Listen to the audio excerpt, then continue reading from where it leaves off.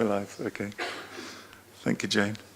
Good morning, everybody. Welcome. I'm Councillor Chris Atwell, Chair of the Planning Committee. Limited public seating is made available. However, this meeting is also being webcast to allow the public to attend remotely if they so wish.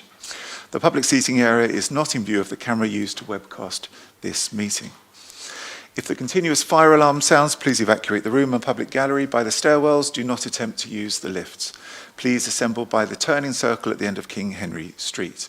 In order to comply with the Guildhall Trust Fire Marshal regulations, anyone who signed in at the Guildhall reception desk should sign out when leaving the building at the end of today's meeting. May I draw everyone's attention to the fact that this meeting will be live streamed and everyone speaking via a microphone will be on camera, including those making deputations.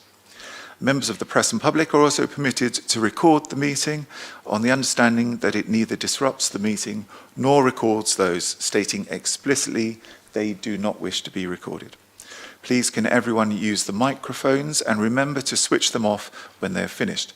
Otherwise, the camera will remain on you. If there is any voting, please can members keep their hands raised clearly until the number of votes have been stated. Okay, let's do some introductions. Shall we start with committee members? Good morning, Chair. John Smith, Eastern Craneswater Ward. Good morning, John. Gerald Vernon-Jackson, Milton Ward. Good morning, Gerald. Peter Candlish, also Eastern Craneswater Ward. Good morning, Peter, and welcome. Thank you, Chair. Judith Smythe, St Jude Ward. Good morning, Judith. Not at all. Mary Vallely, Cusham. Mary, if I could ask you to get a little closer to... Mary Vallely, Cusham. Thank you, Mary. And welcome to the Planning Committee. Roland Dent Copner. And welcome to the Planning Committee. If I can ask officers to introduce themselves. Good morning, my name's Kieran Laven. I'm one of the Council's planning solicitors. Thank you, Kieran. Good morning, Chair. I'm Edward Chetwin-Stapleton. I'm the case officer for the Bellway-Tipner report and also will introduce the Coastal Partners item on the agenda, at which point I will then leave the meeting. Thank you.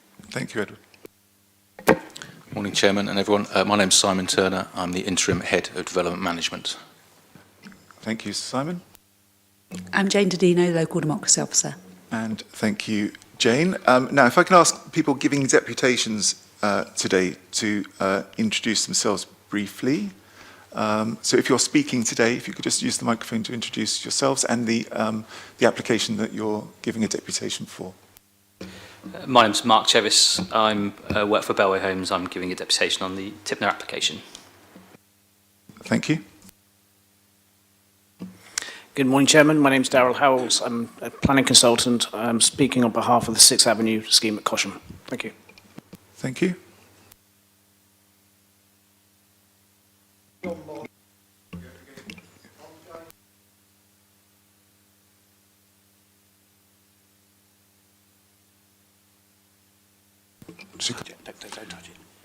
I'm Joey Morris, 372 Copner Road.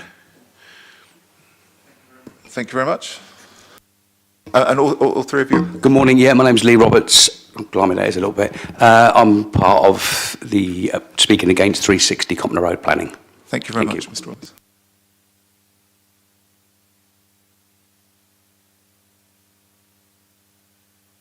Thank you. My name is Jeff Hector and I'll be speaking on behalf of the residents of Tipner and Stemshaw.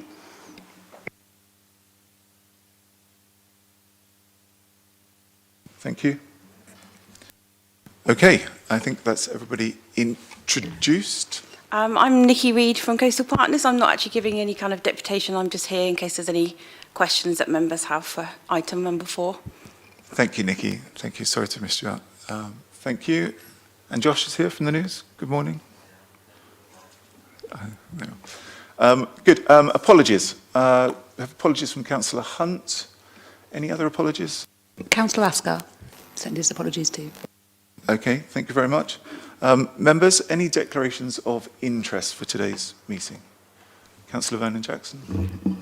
Yes, in terms of Prospect Road, application number 6, I'm cabinet member with responsibility for the port and a director of Portico, so I've got a clear conflict of interest and I will leave the meeting at that point.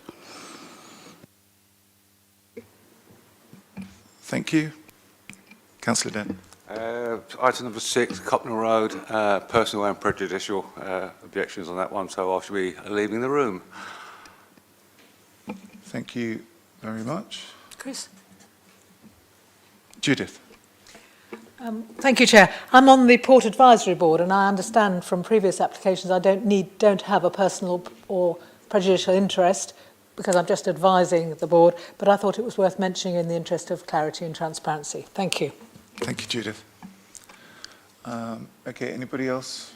No, we're good to proceed. Minutes of the previous meeting held on the 12th of April, pages 5 to 16 in the pack. Are we happy with those members that were here? Councillor Vernon-Jackson. Happy to propose them, Chairman. Thank you. And Councillor Smith seconding. Thank you. I'll just sign those later. So glasses on and off today. These are not the right glasses, and so bear with me today. Councillor Shah. Good morning. Yeah, that's all right. We'll let you get settled. Shah, do you have any declarations of interest? No declarations of interest. Okay. I'll let you get settled and then we'll... I suspect Councillor Shah might want a seat with a microphone as well. Oh, well spotted.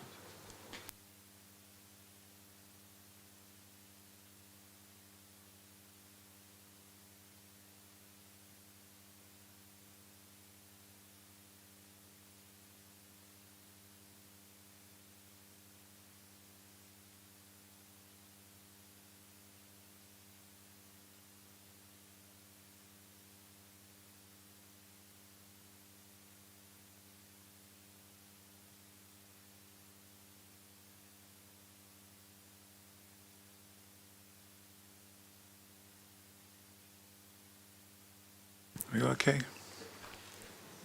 We'll just let Councillor Shah get settled.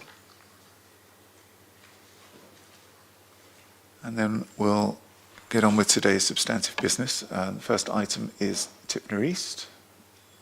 Agenda item 4. Edward, you're presenting. Mic on? Yes, thank you, Chairman. Right. Hopefully you can see that on screen. Yeah. So this is an application 21-01357 FUL for 221 dwellings on land at Tipner East, just north of Stamshaw Primary Junior School. As members, I'm sure you're fully aware, Tipner East is a sort of jigsaw of 3 separate but interrelated sites at the moment, with this one being the southernmost one in the puzzle, shown on the red line here. To the north, you have the Vivid site, 835 units, which Planning Committee resolved to grant permission on in March this year. And then to the west, adjacent to the motorway, is the Park and Ride site, which again, outline planning permission was granted on for last year for a transport hub. Still awaiting reserve matters on that one. This is a full application as described.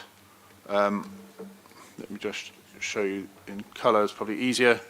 So it shows the primary access to the development off Twyford Avenue and a secondary vehicular access off Tipner Lane to serve the westernmost 20% of the development. And then there is a pedestrian, cycle and non-motorised vehicular access off Target Road as well. So the 80% of the development will be accessed only from Twyford Avenue. The proposal, as I say, 221 dwellings comprising 41 one-bed units, 133 two-bed units, and 47 three-bed units, of which 30% or 67 units in total will be affordable to meet current council policy. Right, isn't it? My laptop seems to have frozen. There we go. And that's the housing mix shown in tabular form. And that. So, as set out in the officer report, the main considerations are whether the proposals comprising the construction of new housing will contribute to the achievement of sustainable development in accordance with national and local policy, the acceptability of the design, traffic, transport implications, ecology, flood risk, sustainable design, site contamination, and residential amenity. Loss of trees was in the report and should be noted in the SMAT that is not a key issue given the current state of the site. The site extends to approximately 3.17 hectares or 7.8 acres in old money and comprises previously developed, recently raised and part remediated land. The relevant policies and SPDs are set out in the report. The planning history and comments and consultees are also set out in the report, and at this point I should apologise for the lack of paragraph numbers. A total of 54 objections have been received objecting to the application, along with a 380 signature petition, and the petition is against the opening up of Tipner Lane to vehicles. As I previously stated and as set out in the transport assessment submitted with the application, it is envisaged that 20% of the development would be accessed from Tipner Lane, with the remaining 80% off Twyford Avenue. Turning to the key planning considerations, there is a clear and pressing need for housing in Portsmouth. The City Council can only demonstrate 2.9 years housing land supply, and therefore, having regard to government policy in the NPPF, there is a presumption in favour of granting permission for this development, provided that none of the constraints set out in footnote 7 to paragraph 11 are brought into play in terms of loss of irreplaceable habitat, for example, in this case. And that is part of the reason why this scheme has taken the time it has to get to committee, because of the difficulties the applicant has experienced in securing suitable mitigation for the loss of what is a low-use Brent Goose site within the application site. But the applicant has secured adequate mitigation, and that will be secured within the 106 agreement if planning permission is granted. For your information, that mitigation land is on the Southmoor Nature Reserve near Havant, which is managed by the Wildlife Trust.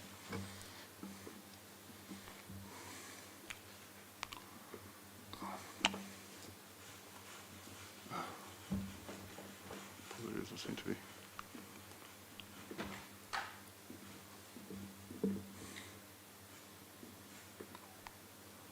For some reason. Oh, there we go.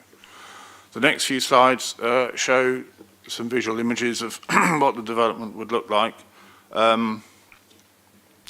The design rationale is that obviously to reflect the current vernacular around Tipner Lane Target Road of 2-storey, occasionally 2 stories with rooms in the roof type dwellings, moving northwards across the site with a gradual increase in height, so that the flatted blocks on the northern boundary adjacent to the Vivid site will be 3 or 4 stories in height, as shown on the street scene illustration on screen in front of you. This then reflects the change that will then occur, or is proposed within the Vivid site, to increase up to 10 or 11 stories on the northern side of their site, facing onto Tipner Lake.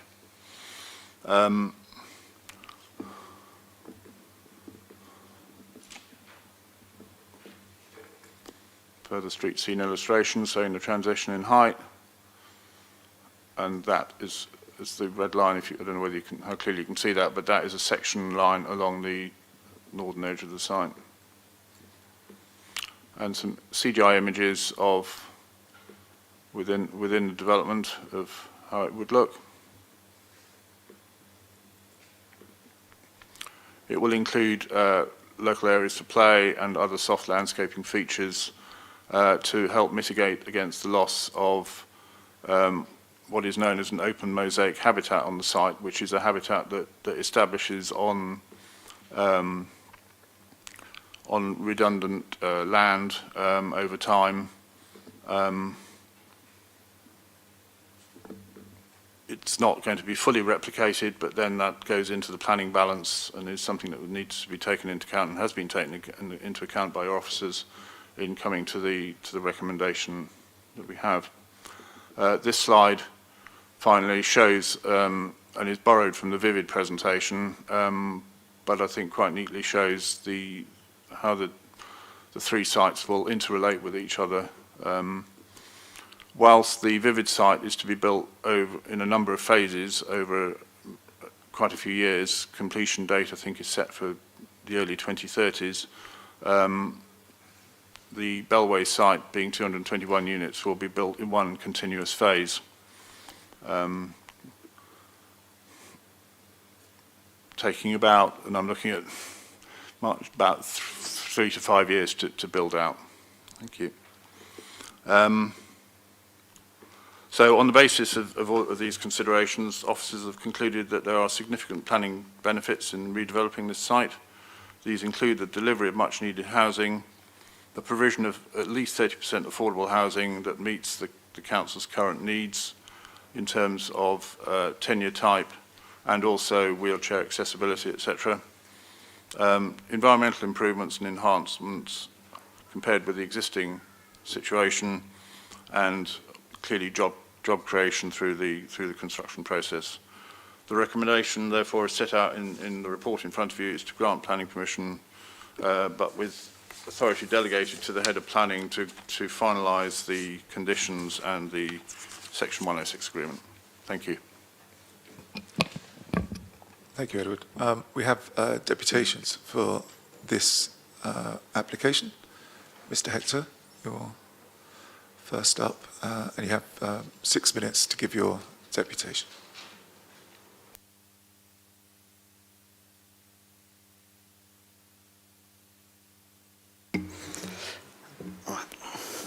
I would like to object to this planning application 21/01357/FUL for the 221 dwellings at Tipner East, on the basis that the current proposal allows access via Tipner Lane, which some residents believe will place excessive pressure on the busy bus route and road network in this location and severely impact the residential amenity of existing residents and negatively impact children and families attending Stamshaw Junior School on this route by the increasing risk of accidents and the level of pollution they will be exposed to.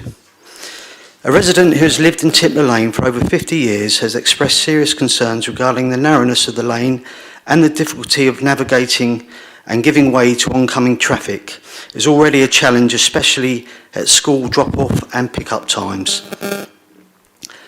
They report after the M275 was built that residents were assured that Tipner Lane would not become a through road.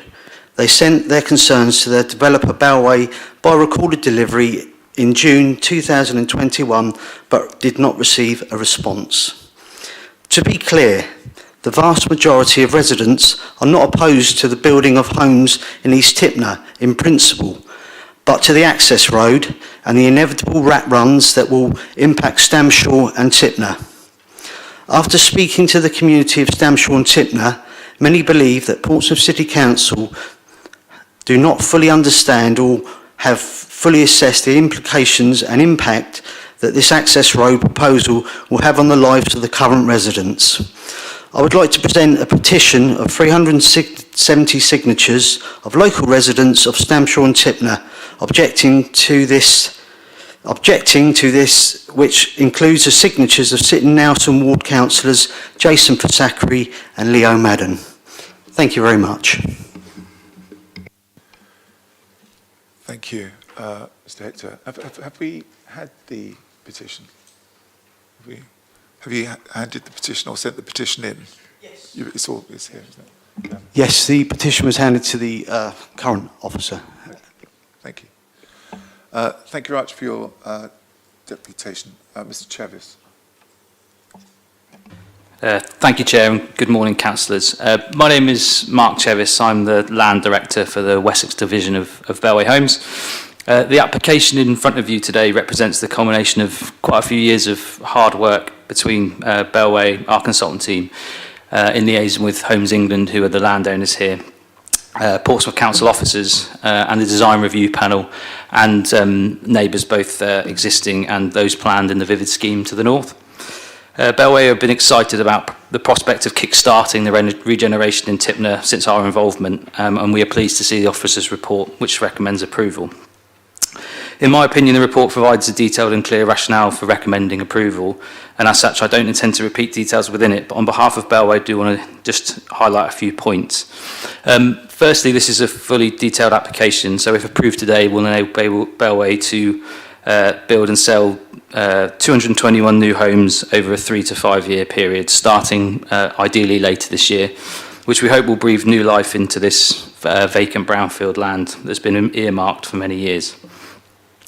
As you'll have noted from the site plan, the parcel of land is quite an awkward shape. This, coupled with the need to remediate parts of the site, while also respecting neighbouring development to the south and planned developments to the north, have presented some clear design challenges which have led to the development form and the layout before you.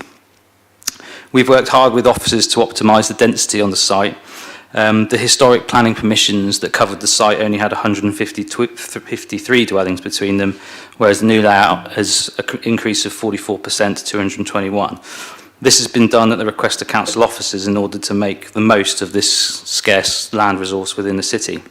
However, Bellway have always remained mindful of the transitional location between the existing low-rise communities of Stamshaw and Tipner and the proposed high-rise development to the north. Part of our brief at Bellway has been to meet the needs of families, so we have been trying to optimise the amount of houses on the site. The scheme provides 54 houses that will have ground level gardens. We've also retained a clear desire to provide plot-specific parking on the site, as this is undoubtedly a key issue for almost all of Portsea Island. We have sought to be realistic about the journey towards car ownership or reduced car ownership by striking a practical balance between convenience and seeking to avoid causing overflow parking on neighbouring roads. As a former resident of North End myself, I know how much parking matters in the city. Bellway are aware of concerns raised by residents in relation to the access via Tipner Lane. However, there is currently no through route proposed along our spine road, with a stop-up proposed, which means that only 45 plots, which is 20%, will be accessed via Tipner Lane. We have, at the request of council officers, been exploring opening up this route for a bus route, and we're confident that could be secured. It's important to note Portsmouth Highways have raised no objections to the proposals. The site has been subject to design reviews by experts, culminating a design review panel process from March in 2022. This led to several design changes and has led to us master planning the site more cooperatively with Vivid to the north. The design review panel praised the submission that we put forward for grappling with lots of complexities on the site. We believe the site will be a well-connected, walkable neighbourhood, and it will with convenient and attractive accesses to local services, the Mountbatten Sports Centre, Alexandra Park and the Hilsea Shore Path. The revised master plan also shows how the site will interact successfully with the Vivid scheme and our existing neighbours. The proposals include space for street trees, pocket spaces, play areas, and will retain important trees and hedgerows. As the case officer mentioned, ecological considerations such as nutrient offsetting, biodiversity and overwintering birds have been resolved to the satisfaction of key consultees in Natural England. The provision of the off-site mitigation at Southmoor to offset the loss of a small area of wader habitat in partnership with the Isle of Wight Trust has now been secured and approved by the Council's ecologist in Natural England. There is a residual moderate impact, as mentioned, by the removal of some open mosaic habitat. However, as this habitat thrives on brownfield sites, it's almost unavoidable to lose such habitat when you're developing brownfield land. Whilst the loss is regrettable, the adverse impacts should be judged against the positive impacts of this site and helping to deliver increasing housing need in the city.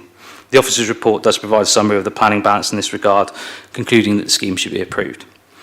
To conclude, Bellway has worked collaboratively with Homes England council officers, key consultees and Vivid to refine the scheme before you. Combined with the Vivid schemes, these proposals will define a new character and identity of this part of Portsmouth as a high-quality, connected waterside neighbourhood for the 21st century. Bellway are committed to delivering these homes in a quick time frame, and we remain excited about the opportunity.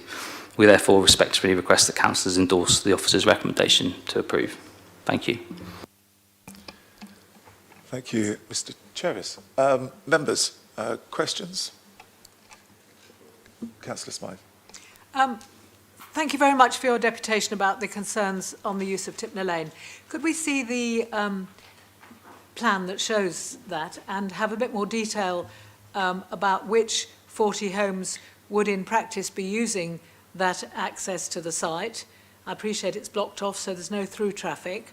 And whether or not bicycles going through the site would be using that road, and whether or not we need to make some, or get the developer to make some improvements to Tipner Lane to make that be less of a challenge for people. I'd like a bit of detail really about that road layout and whether, so we can assess how difficult it will be. I have no doubt that it will be difficult, more difficult than it is at the moment at school opening times and so forth, but of course some of the children will be coming from the new housing. And how many homes in that 40 are those who will have cars and car parking spaces? So just a bit more information, please, on that whole issue raised by the Deputy.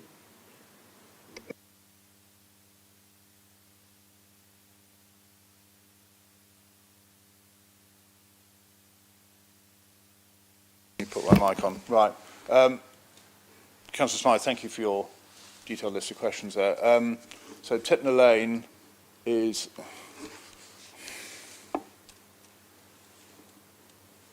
This isn't going to work. So my mouse on here doesn't work, does it? No. Well, it is, but it's just...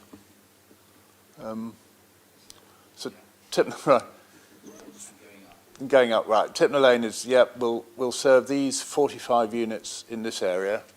Target Road will provide a non-motorised access to the site for pedestrians and cyclists.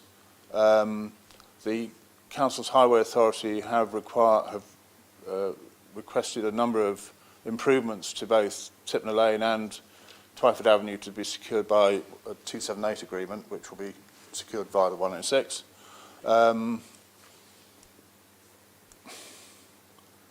And in terms of parking provision, it's at or slightly below the council standard, with a combination of spaces for the units, but also parking courts for the flats and so on, and a number of what are called flats over garage units as well. You will note there is no on-street parking along the Spine Road, should that be, and I'm told by the developer that that will be built to adoptable standards to allow for the future provision of a bus route. So yes, it's essentially the development in that part of the site that will be accessed via Tipner Lane, with the bulk of the site over on the eastern side accessing via Twyford Avenue. Ask a supplementary, please. What are the specific improvements that we made to Tipner Lane, and what will the nature of the road going into the site north of Tipner Lane be that will make sure that there is safety for children walking to school, for example, people with a buggy, people with the need to see a separation between where they're walking and cars? Chairman, if I may come back on that, once I've had a chance to dig out the Highway Authority comments. We'll come back, Judith, is that right? Councillor Vernon-Jackson. Sorry, I've got a series of questions. First would be, where physically is the blockage to stop through traffic going? Because I understand that on the Spine Road, I think there's meant to be some sort of space so that people can't drive all the way through. Is that right, or am I getting it wrong? But if you're going to have a bus route, you can't have a stoppage. As I understand it, there is a legal restriction on the passage of cars through the site, which would seek to be removed in the event that the bus route is a viable option. But physically, it's if you can access it both from Tipner Lane and from Twyford Avenue, you've got a circular route. Is that right? On the face of it, Councillor, that would be the case, but I'm advised by the applicant that there is a legal restriction to prevent that happening. But how do you enforce that? Through signage. Which people will ignore. Hefty fine, I think, Councillor.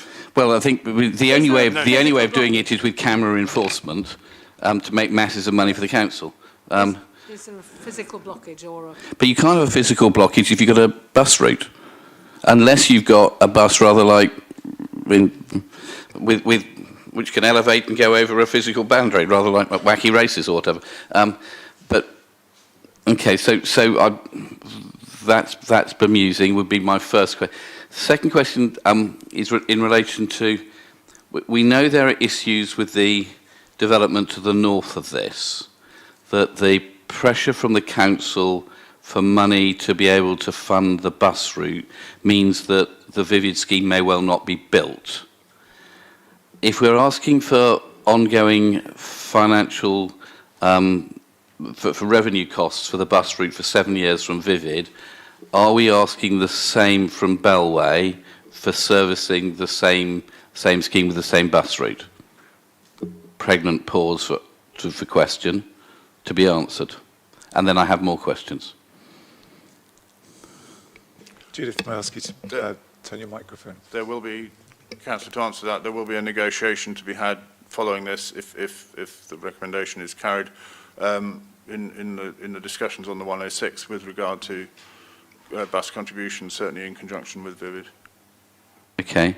The bit that then follows for me is probably my biggest concern, which is in the report, and I'm trying to find the page, let me just quickly find it, about flood risk. There is a small paragraph on flood risk, because as I understand it, the presumption is that it is going to be protected from flooding by the work being done by Vivid to put in the seawall. If we're uncertain that the Vivid thing is going to come forward, how is this going to be protected from flooding? Because there's no contribution towards flood defences here. It is in an area which the report says, and can I find the bit about flooding? It's in a very, very high risk of flooding area because the flood defences haven't been built. But there's no guarantee that the flood defences will be built. So if we give permission for this today, we will be doing so in the knowledge that the flood defences may not be built and that this area we're giving permission in a very, very high, very, very high risk of flooding. How is this going to be addressed unless we know that the Vivid scheme is going to be built out? And we don't know that at the moment. Councillor, on that point, the Environment Agency were consulted on this application and they would have assessed it on a standalone basis without necessarily looking at it in conjunction with the Vivid scheme, and they raised no objections subject to conditions. Again, if you bear with me a few minutes, I can dig out their response.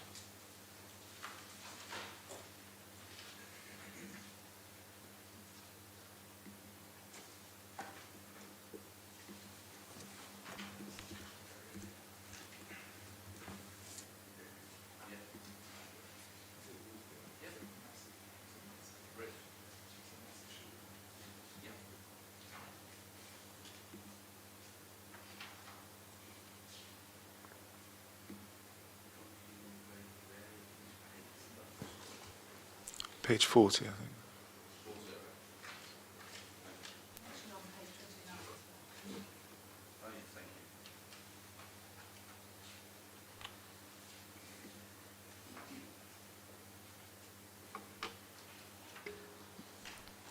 So the applicant submitted a flood risk assessment with the application, which the Environment Agency assessed.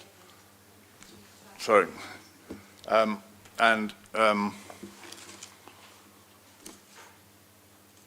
Their response is, we have no objection to the proposal provided that the following conditions be attached to any planning permission granted. Condition 1 is on flood risk and talks about finished floor levels not being set any lower than 4.6 metres above ordnance datum.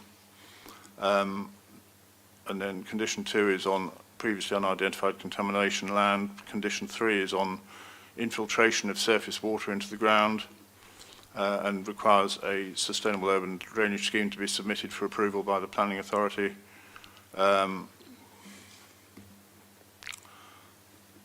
Condition 4 is on piling. Yeah, so the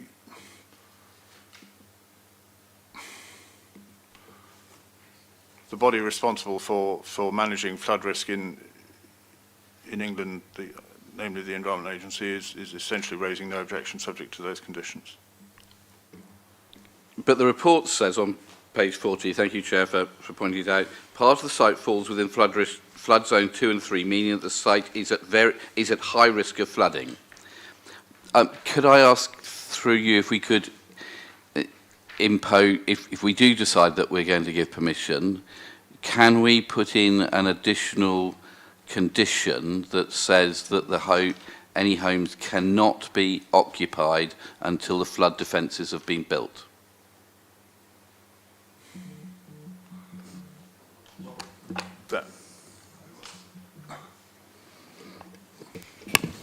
Councillor, I've listened to the discussion between officers and members, and it's clear that the Environment Agency have assessed this site on its own merits and have decided that the conditions that they've recommended in isolation are sufficient. Therefore, holding this development back until commencement or completion of flood defences at the site to the north would not be necessary in planning terms. It would not be lawful. No, that's helpful. So you're directing us to oppose this and say no to it completely? I am pointing out that you have adequate conditions in front of you, Councillor, in accordance with the officer's recommendation. Thank you. Edward, did you want to add anything to that? Not to that. I'm just trying to look up Councillor Smyth's. Okay. Members, any other questions before we go back? Judith? I'm also concerned about this particular sentence on page 40, the site at high risk of flooding, and I'd like a little bit more information, please, on how that is being mitigated. I do take the point that Kieran has made. You can't condition things that are outside the site in that way. But I am concerned that there's some mention here of the way in which surface water would be drained away. And I'd like a little bit more explanation of how that works. We had the similar discussion when we looked at the Vivid development. There's a lot of it going into Tipner Lake. There's also a mention, which I'm pleased to see, of the permeable surfaces here rather than impermeable surfaces, because that quick runoff into city sewers is what creates problems with pollution in the sea. But I just feel I'm not quite confident enough to express a view on this until I have a bit more information about how that's going to be dealt with, particularly at times when we have a flood risk generally because of high sea levels and other issues. So Indeed. it's supplementary to what Councillor Van Jackson was saying, really. Yes. Edward, are we able to answer that? I will need some time to find the relevant. Councillor Smith. Can I just get some clarity on that point as well about the breach and the sea defences? Are we saying that the floor levels of these new houses being built are going to be, to the environmentalist's point of view, that they're going to be high enough to mitigate that until the sea defences are built later? Is that what's being said? Chairman, if I can answer that. So the Environment Agency condition is stipulating a height of 4.6 metres above ordnance datum, which takes into account sea level rise due to climate change and is in isolation to the Vivid scheme, which involves the building of the sea wall. So this is, the Environment Agency have assessed this scheme on its own merits and are raising no objection on the flooding grounds, subject to that fairly critical condition requiring no floor slabs below that level, because that is the height that that is forecasted, or that is deemed to be a sufficient height above any forecast rise in sea level due to climate change. Yeah, sorry, just about that. Thank you for clarity on that, because I know back in the early days when we were talking about it, there was this thing that I raised the point that there was a breach in the wall in that part of the city, and they were saying about the fact of sea level rise was happening from sort of now, so that needs to be mitigated by that floor level. Otherwise, we have a concern, don't we? Indeed. Any other questions, members, before we hopefully go? I'm still bemused about how through traffic is meant to not happen, except having a permanent traffic warden there taking note of anybody who does it. Well, we haven't got an answer to that. Okay. Sorry, and my supplementary question was similar to Gerald Redden Jackson's, which was that we talk about there was going to be the minor road and the major road, and there was only going to be a certain amount of traffic. How can you make that calculational percentage if there is a circular route, as has already been said? I'd like to understand how the calculation has been done. Edward. That is apparent from the site layout plan, if I can identify the area. Oh. If we can go back to the slide.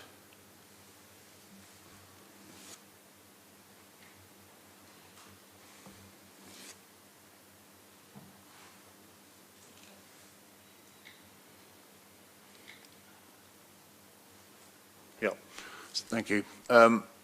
So from the Tipner Lane entrance into the site, there is then a turning immediately on the right into the area of the development that will be accessed from Tipner Lane.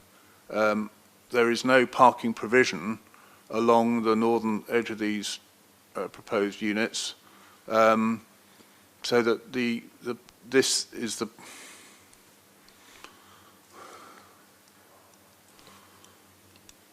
my pointer's now packed up. I hope that's clear from the slide, but the parking area for those units is that one accessed immediately on the right as you come in off Tipner Lane.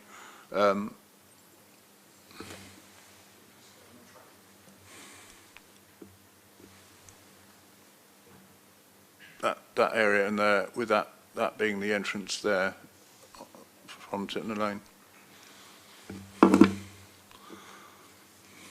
Cars coming up Tipner Lane won't go any further than that. There's a sort of whiter piece of... how far north can cars go coming off Tipner Lane? Well, the owners of those properties there, Councillor, will... their desire line will be to access their properties from that road I've just mentioned.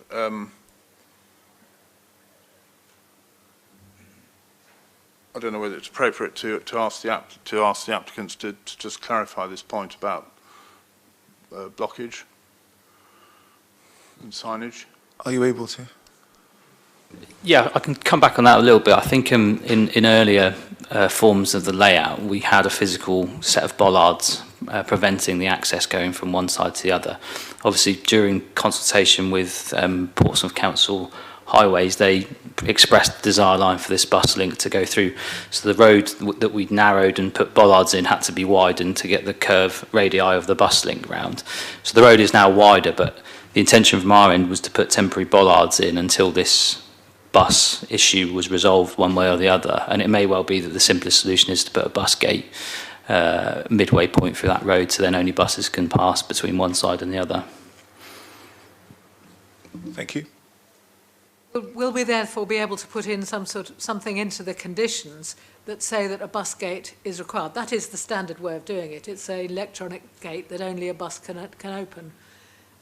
Certainly we do want, I think, satisfaction about knowing it will not be a through way of traffic. And thank you for answering those questions that clarify it a little bit. Yes, I think that's, yes, and rising bollards like currently exist on Tipner Lane as well. Yeah, there are ways and means of ensuring only buses can get through. proposed conditions, which you haven't yet written, include that? With authority delegated to the head of planning, if permission is granted, we will certainly be including wording along those lines, yes. Thank you. Just go back to your question about surface water. Clearly, there will be a condition requiring a surface water drainage scheme to be submitted for approval. And clearly, as is in your gift, you can ask for these conditions to come back to committee for approval in the appropriate time. But looking at the flood risk assessment submitted with the application, runoff would be into Tipner Lake with adequate tide locking mechanisms to ensure that there wasn't a two-way flow. Judith, are you comfortable, happy with the answer? I think so. It's a pity we haven't got sort of much more detailed maps that we can look at and show those locations and things, I think, in this instance. Thank you. Okay. Shall we make progress? No. Councillor Van Jackson. Comments? So, I think I remain very worried about the flood risk. We're saying the floor level will be 4.6 metres above datum. High tide today is 3.8 metres above datum in Portsmouth. And quick look on my phone, I'm sorry, I can't find the height of spring tides in Portsmouth. But looking at the average national, it's over 2 metres above the normal high tide range. So I'm very worried that if we say yes to this now, we're doing it, and without knowing the seawall will be built, that we are putting potential people living there at significant risk. I would have put a condition on to say that people couldn't, to say yes to the development, but people couldn't move in until the seawall is built. But Kieran says we can't do that. I don't want to say no because I don't think we know enough. So my proposal will be to defer this because I want to know more about the flood risk, because it would, even with the figures that we've got today, there is less than a metre between high water mark today and the floors of those places, and that I think is very risky. So I would like to propose deferral until we could understand more about the flood risk. I don't know if I'll get a seconder, but that would be my suggestion. Thank you. Further comments, members?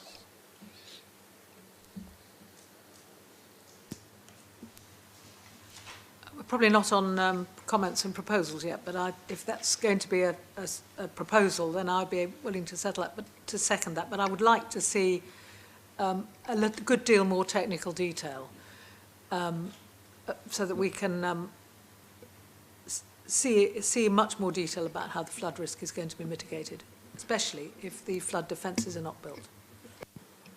Thank you, Judith. So we have a proposer and a seconder for a deferral. Any other comments or thoughts about this application from the floor? And I think if we're going to defer it, it doesn't hurt to have more, to understand more about the proposal in terms of traffic, because I think my feeling is that the committee are not on the same page as the planning officers or the highways officers, and that we would be keen to follow what the developer originally wanted to do, which was to cut Tipner Lane entrance off so it's not a vehicular access.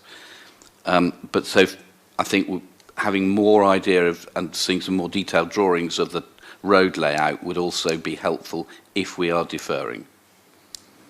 I don't know if Judith would agree with that. I do agree. I mean, comparisons are odious, but we had a much better set of slides to look at when we were looking at the Vivid scheme, which was much larger, but essentially rather similar. This plan that we've got and we've been looking at is almost impossible to read on the piece of paper we've got, and not very clear at all when you see it up here. And I don't think it would be responsible for us to approve it till we see a little bit more in detail about the exact layout of the where the high buildings are. The profile is useful, but it was a cut through. It's not showing us reality. And where the green landscaping is, where the hard landscaping is, we just simply, in my view, don't have enough detail, Chair, to make a proper decision today. And I'm happy to do it quite quickly. I'm sure you've got those plans, but the presentation we've got today isn't enough for me to make a clear, responsible decision. Okay. Well, we have a motion on the table. We haven't got anything else other than the Gerald Vallon-Jackson and Judith Smythe proposal. Anybody else? Okay. Well, that's...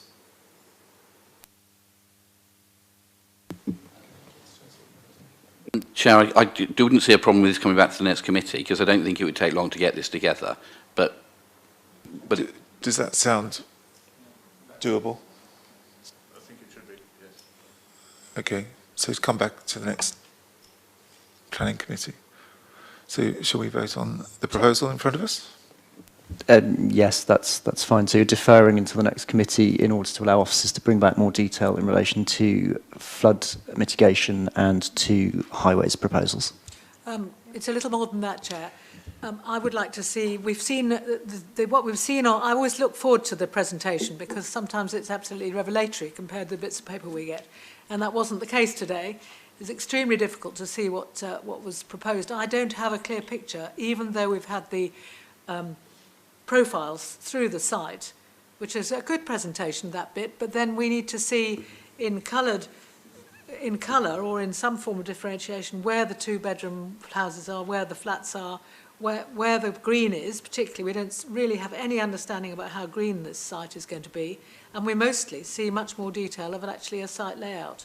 So I really want to see all of those things when we next, all of those plans. Send them to us in advance, if you like, whatever. But at the moment, I just don't have a clear picture of the site, whereas in comparison, it might be worth going back to what we were given at the last but one planning committee for the Vivid scheme. We knew where things were much, much more than we do with this. Okay. A revelatory presentation. Okay, that's what we've got to vote on. So members will... Well, it's Councillor Vallon-Jackson, and do you want me to summarise that for you, Chair? I think what Councillor Smythe is trying to do is to slightly expand Councillor Vallon-Jackson's motion to include, as I say, flood mitigation, highways proposals, plans showing the scale of the development, and landscaping plans. Those are all issues you want further detail on at the next planning committee meeting. Yes. I bundled that up with the highways proposals, but yeah, thank you. So can I just ask through you, Chair, Karen, if we were of the view that we preferred the developer's original proposal, which was to not have through traffic from Tipner Lane, I would want that as an option for us to choose so that we wouldn't throw the whole thing out just because the developer and ourselves were of the same view, but a traffic officer at the council was of a different view. Okay, so you're asking essentially for an optionality of an either-or condition in one case, or perhaps even either-or Section 106 obligation in relation to traffic options that you would like to see from the developer for the committee? Well, because that's what they originally put forward.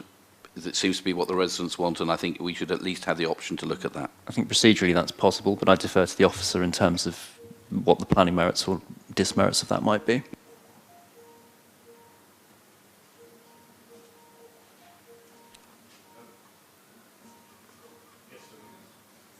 That's procedurally possible. Okay, that's possible.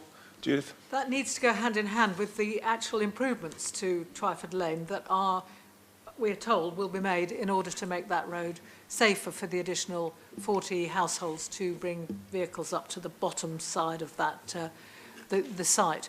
I mean, I heard the deputation, it was very clear and very helpful. I think it would help us all to know what improvements to the road, off-site and the on-site bit, were going to be made, because that might make it easier for people to access the school anyway. It might widen the road in some way. We don't know, and we need to know the details, please. Thank you.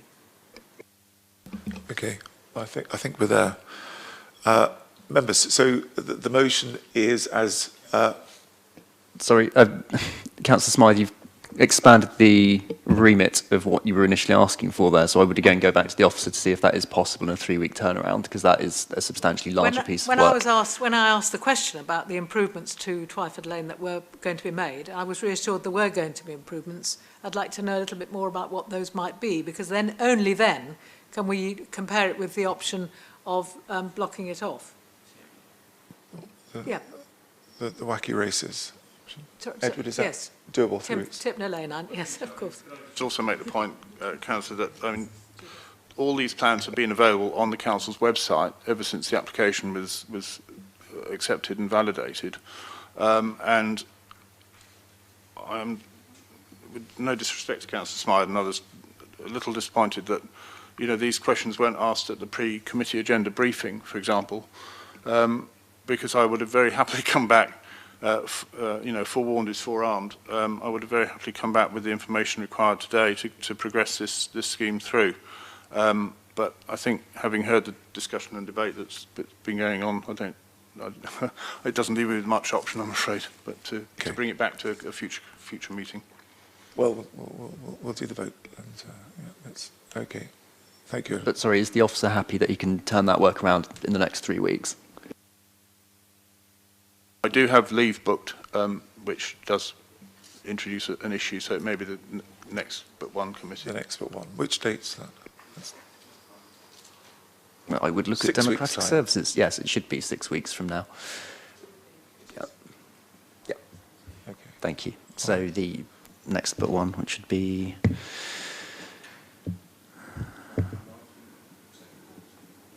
Second of August, is it? Okay, thank you. Okay. So, members, the motion is as summarised by Kieran. 12th of July. 2nd of 12th. 12th of July. 12th of July. Back on the 12th of July. Okay, that's the motion in front of us. Those in favour of the motion?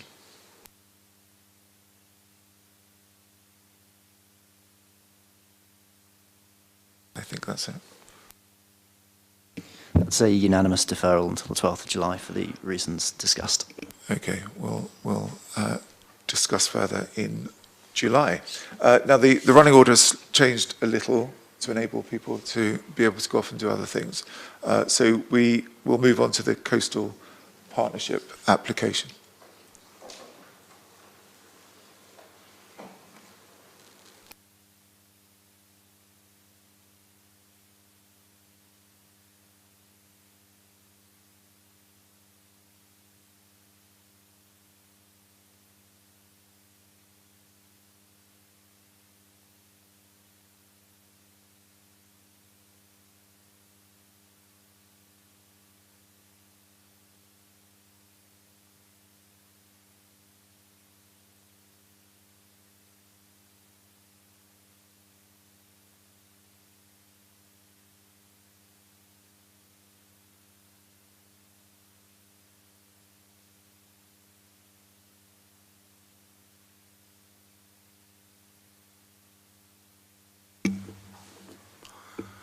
Thank you, Chairman. Members, this is a request by Coastal Partners to have their discharge condition applications de-delegated back to officers rather than automatically going to Planning Committee. As you will see from the report in your agenda pack, this was following the determination of the application back in 2019-2020 for the South Sea to seafront from Long Curtain Moat to Eastney Barracks scheme, where an informative note was added to the minutes that it was the opinion of the committee that the aspects referred to in conditions 17, 22, 23, 25, 26, 27 and 38 should be brought back to the committee. The driver then was that there was only minimal but acceptable detail of public realm information on public realm features at the time. Just to refresh members on this, the application relates to this red line that follows the coastline from Long Curtain Moat in the west to along past Southsea Castle towards Eastney in the east. I've tabulated here a table of those conditions attached to that 2019 permission, and highlighted in yellow are the ones that are the subject to this report. So you will see that they've already been partially discharged in respect of sub-frontage 1, but obviously they need to be discharged each and every time in terms of the other sub-frontages as the scheme progresses from west to east. And as set out in the report, the level of design, detail, and knowledge and implementation is improving each time, and you will know that the phase 1 is now complete and has received positive feedback from the community, stakeholders and yourselves, and that phase 2 is now sub-frontage 4 is progressing well. That's the one at Southsea Castle. To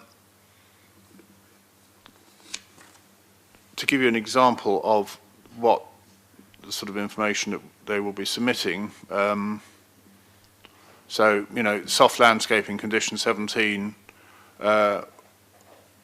requires details of a landscaping scheme. The images on screen, sorry, they're not very clear for you, are of plant types that would be used in such a scheme. They are not actual examples of what's growing within the scheme at the moment. I understand there were some issues with sub-frontage 1 with plants that had been planted having then been removed or destroyed by members of the public within the early days.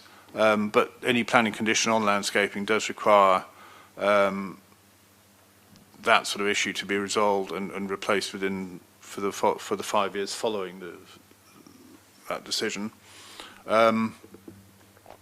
So that's soft landscaping. There's then, you know, details of lighting, condition 22, and the lighting scheme again will be consistent across the whole sub-frontage. As set out here, they are fabricated from a durable and sustainable timber finish, and where the listed lamp columns will be affected, they will be removed, refurbished and reinstated, and obviously listed building consent is required in addition for that. New lighting will be installed at regular intervals between the listed lamp columns to provide the lighting levels required. So a detailed and comprehensive scheme would be expected there. Street furniture, similarly, and I think what's been installed on sub-frontage 1 is of good quality and durable. Hard surfacing materials, again, given the site location within a conservation area and obviously with listed structures adorning it and proximity to scheduled ancient monuments and so on, English Heritage play a key role in agreeing this level of detail. And you know, the ambition of everyone is to maintain the high quality of finish that I think is evident in sub-frontage 1. Feature walls, I'm advised, are no longer in the design of the scheme, so that condition will probably be applied to be removed rather than complied with in due course. Roads and footpaths, again, detailed information will be submitted for future sub-frontages to enable consistency across the whole scheme. And again with art and interpretation boards as required by condition 38. So hence this request from Coastal Partners to you. Your officers are satisfied that there is now a high level of knowledge of the character, quality and consistency of design than when the first application was determined. And also this would help expedite the process going forward and would meet the requirement for speedier and efficient decision making to aid the overall the performance figures for the planning service and so on, and of course for the delivery of the defences themselves. I should add that this doesn't remove your right, as is always the right, for you to call in applications up to committee should you wish to do so in the future. But this just hopefully provides you with sufficient information to feel comfortable in perhaps delegating the details on the conditions that are listed here back to officers as the default rather than the other way around. So the recommendation as set out in the report is that to Planning Committee to agree that the determination of further applications can be delegated to officers subject to all the usual procedures regarding publicity, responses of statutory consultees and the ability of any member to call in applications. Thank you. Thank you, Edward. And we're joined by Nikki Reid from Coastal Partnership, who will answer any questions you might have about detail. So questions? Councillor Vernon Jackson. Can I ask, if we agree with this, what public forum would these come to where members of the public could make comments or questions? Usual publicity would be applied to the applications, so site notices and so on would be advertised, and obviously they would be publicised on the council's website. And like I say, it doesn't override your rights as members of this committee to call in applications should you wish to in the future. That wasn't my question, so if I could put my question again, what public forums will members of the public be able to come to comment on these if we agree with this recommendation? I think the answer is none, but I'd prefer to hear it from an officer than me say what I think what the answer is. The answer is, in terms of forum, the answer is none, yes. Judith. I've thought about this a lot, long and hard. I was one of those who put these conditions in. I think Gerald Vernon Jackson has put his finger on it, really, is that when we first started doing the sea defences, the public interest was extremely high in the design details, and it still is. I spend a lot of my time on the seafront, and a lot of people are very, very concerned about detail. And if I have to answer and say, I mean, last time I was quite happy saying, yes, we decided that we'd bring back these things to the Planning Committee. If they're brought back in the form that you've showed us here, in fact, you've almost done it, then I'd have no hesitation in approving them, with one exception. So you've almost done the bringing it back by showing us illustrative examples. I think it's important to know that when the sea defences were first discussed, there was considerable amount of discussion about whether or not the design should be slightly varied on different sections of the seafront. And it seems to me that I think what's been done so far is wonderful and of a huge high standard, but I don't think we've quite got the public lined up with what seems to be now said, which is it's going to be a uniform design right the way down.